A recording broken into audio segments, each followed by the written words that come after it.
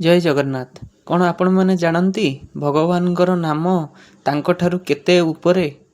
ତାର ଉତ୍ତର ଜାଣିବା ପାଇଁ এই ଭିଡ଼ିଓଟିକୁ ପୁରା ଦେଖନ୍ତୁ।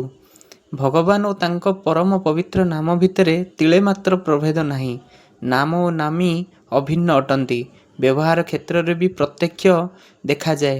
କାହାର ନାଁ ଧରି ଡାକିଲେ ସେ ଲୋକ ଶୁଣେ, ସେହିପରି ଭଗବାନଙ୍କ ନାମ ଜପିଲେ, ତାଙ୍କୁ ସ୍ମରଣ କଲେ ସେ ନିଶ୍ଚିତ ଭାବରେ ଦର୍ଶନ ଦିଅନ୍ତି, ଭକ୍ତର ଗୁହାରି ଶୁଣନ୍ତି।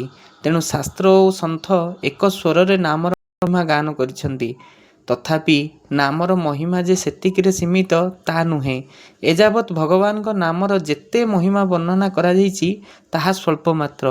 ସତ କହିବାକୁ ଗଲେ ବାଗ୍ଦେବୀ ବୀଣାପାଣି ମଧ୍ୟ ନାମ ମହିମା ବର୍ଣ୍ଣନା କରିବାକୁ ପ୍ରଚେଷ୍ଟା କଲେ ତାଙ୍କର ଲେଖନୀ କୁଣ୍ଠିତ ହୋଇଯିବ। ଏକଦା ଭକ୍ତରାଜ ହନୁମାନ ଶ୍ରୀରାମଚନ୍ଦ୍ରଙ୍କର ସାମ୍ନାରେ ବସି ଶ୍ରୀରାମ ନାମର ମହିମା ବିଚାର କରି ମନେ ମନେ ଆନନ୍ଦିତ ହେଉଥିଲେ। ପ୍ରଭୁ ରାମଚନ୍ଦ୍ର ଆନନ୍ଦ ହେବାର କାରଣ ପଚାରିବାରୁ ସେ କହିଲେ, ରାମ ତତୋऽଧିକଂ ନାମ ଇତି ମେ ନିଶ୍ଚିତାମତି ତ୍ୱୟିକା ତାରିତା ଧୈର୍ଯ୍ୟା ନାମ୍ନା ତୁ ଭୁବନତ୍ରୟମ୍। ଅର୍ଥାତ୍, ହେ ପ୍ରଭୁ, ଆଜିଯାଏ ବେଦଶାସ୍ତ୍ର ପୁରାଣ ପ୍ରଭୃତି ଆପଣଙ୍କୁ ସର୍ବଶ୍ରେଷ୍ଠ କହୁଥିଲେ। ମୋ ମନରେ ମଧ୍ୟ ଏ ବିଶ୍ୱାସ ଦୃଢ଼ ଥିଲା। କିନ୍ତୁ ଗଭୀର ମନ୍ଥନ ପରେ ମୁଁ ଆଜି ସ୍ଥିର କଲି ଯେ ଆପଣଙ୍କ ଠାରୁ ଆପଣଙ୍କର ନାମ ଶ୍ରେଷ୍ଠ। କାରଣ ଆପଣ କେବଳ ଅଯୋଧ୍ୟାବାସୀଙ୍କୁ ସଙ୍ଗରେ ପରମଧାମ ନେଇଯାଆନ୍ତି, କିନ୍ତୁ ଆପଣଙ୍କର ପବିତ୍ର ନାମ ତ୍ରୈଲୋକ୍ୟକୁ ପରମଧାମ ପ୍ରଦାନ କରେ। ଏହାଠାରୁ ବଳି ନାମର ମହିମା କ'ଣ ହୋଇପାରେ? ପ୍ରଭୁ ରାମଚନ୍ଦ୍ର ଭକ୍ତଜନଙ୍କ ପାଇଁ ନରଦେହ ଧାରଣ କରି ବନବାସ ପ୍ରଭୃତି ଅନେକ ଦୁଃଖ କଷ୍ଟ ସହି ସେମାନଙ୍କୁ ଆନନ୍ଦ ଦେଲେ।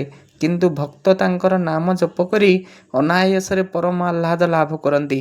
ପ୍ରଭୁ କେବଳ ତପସ୍ୱୀ ଗୌତମଙ୍କର ପତ୍ନୀ ଅହଲ୍ୟାକୁ ଉଦ୍ଧାର କଲେ, ତାଙ୍କର ନାମ କିନ୍ତୁ କୋଟି କୋଟି ଖଳ ଲୋକଙ୍କର କୁମତିକୁ ସୁଧାରି ଚାଲିଛି। ସେ ଖାଲି ଶିବଧନୁ ଭାଙ୍ଗିଥିଲେ, କିନ୍ତୁ ତାଙ୍କର ନାମ ଭୀଷଣ ଭବଭୟ ଭଗ୍ନ କରିବାରେ ସମର୍ଥ ଅଟେ। ପ୍ରଭୁ ଦଣ୍ଡକ ବନକୁ ପାବନ କରିଥିଲେ, ମାତ୍ର ତାଙ୍କ ପବିତ୍ର ନାମ ଅମିତ ଲୋକଙ୍କ ମନକୁ ପବିତ୍ର କରୁଛି। ପ୍ରଭୁ ଶବରୀ ଜଟାୟୁ ଅନୁଗତ ସେବକମାନଙ୍କୁ ସଦ୍ଗତି ପ୍ରଦାନ କଲେ, ଅଥଚ ତାଙ୍କ ନାମ ଅସଂଖ୍ୟ ଖଳ ଲୋକଙ୍କୁ ଉଦ୍ଧାର କରୁଛି। ରାମଚନ୍ଦ୍ର ବିଭୀଷଣକୁ ଶରଣ ଦେଇଥିଲେ, କିନ୍ତୁ ତାଙ୍କ ନାମ ଅନେକ ଶରଣାଗତ ଭକ୍ତଙ୍କୁ ଆଜି ଶରଣ ଦେଉଛି। ପ୍ରଭୁ ବାନର ଭାଲୁ ପ୍ରଭୃତିଙ୍କ ସହାୟତାରେ ସମୁଦ୍ରରେ ସେତୁବନ୍ଧ ବାନ୍ଧିଥିଲେ, କିନ୍ତୁ ତାଙ୍କର ନାମ ପକ୍ଷେ ସେତୁବନ୍ଧ ବାନ୍ଧିବାର ଆବଶ୍ୟକତା ନାହିଁ। ନାମ ନେବା କ୍ଷଣି ଭବସାଗର ଶୁଖି ଯାଇଥାଏ। ପ୍ରତ୍ୟେକ ଦୃଷ୍ଟି ଭଗବାନଙ୍କ ଠାରୁ ତାଙ୍କର ନାମ ବଡ଼ ଅଟେ। ଯଦିବା ବଡ଼ ଛୋଟ କହିବା ଅପରାଧ, ତଥାପି ନାମର ମହିମାକୁ ସ୍ୱୀକାର ନ କରି ରହି ହୁଏ ନାହିଁ। ଏହି କାରଣରୁ ଭଗବାନ ଶିବ ରାମ ନାମ ରଟନ କରିଥାନ୍ତି। ସୁକ ସନକାଦି ପ୍ରଭୃତି ସିଦ୍ଧ ମୁନିଗଣ ନାମଙ୍କ ପ୍ରତାପରୁ ବ୍ରହ୍ମ ସୁଖ ଅନୁଭବ କରନ୍ତି। ଦେବର୍ଷି ନାରଦ ସର୍ବଦା ବୀଣା ବଜାଇ ନାମ ଗାୟନ କରୁଥିବାରୁ ଶ୍ରୀହରିଙ୍କର ପ୍ରିୟପାତ୍ର ହୋଇପାରିଛନ୍ତି।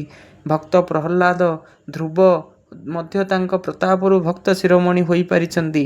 ପବନସୁତ ହନୁମାନ ତାଙ୍କର ନାମର ମହିମା ଜାଣି ଦିବାନିଶି ତାଙ୍କ ନାମ ସ୍ମରଣ କରୁଛନ୍ତି। ତେଣୁ ସନ୍ଥ ଗୋସ୍ୱାମୀ ଶ୍ରୀ ତୁଳସୀଦାସ ଶ୍ରୀରାମଚରିତ ମାନସରେ ନାମର ମହିମା ବର୍ଣ୍ଣନା କରି ଶେଷକୁ କହିଲେ, କହୋ କହାଁ ଲଗି ନାମ ବଢ଼ାଇ ରାମ ନ ସକହି ନାମ ଗୁଣ ଗାଇ। ଅର୍ଥାତ୍ ସ୍ୱୟଂ ପ୍ରଭୁ ଶ୍ରୀରାମଚନ୍ଦ୍ର ମଧ୍ୟ ଯେଉଁଠି ତାଙ୍କ ନାମର ମହିମା ବର୍ଣ୍ଣନା କରିବାରେ ଅସମର୍ଥ, ମୁଁ ପୁଣି କିବା ଛାର ମନୁଷ୍ୟ ଅଟେ।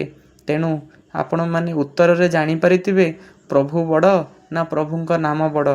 ଯଦି ଆପଣଙ୍କୁ ଭିଡ଼ିଓଟି ଭଲ ଲାଗିଥାଏ ତାହେଲେ ସେୟାର କରନ୍ତୁ ଏବଂ ଲାଇକ୍ କରନ୍ତୁ ଏବଂ ପ୍ରଭୁଙ୍କ ନାମରେ ଗୋଟିଏ କମେଣ୍ଟ ଦିଅନ୍ତୁ। ଜୟ ଜଗନ୍ନାଥ, ଜୟ ଜଗନ୍ନାଥ, ଜୟ ଜଗନ୍ନାଥ।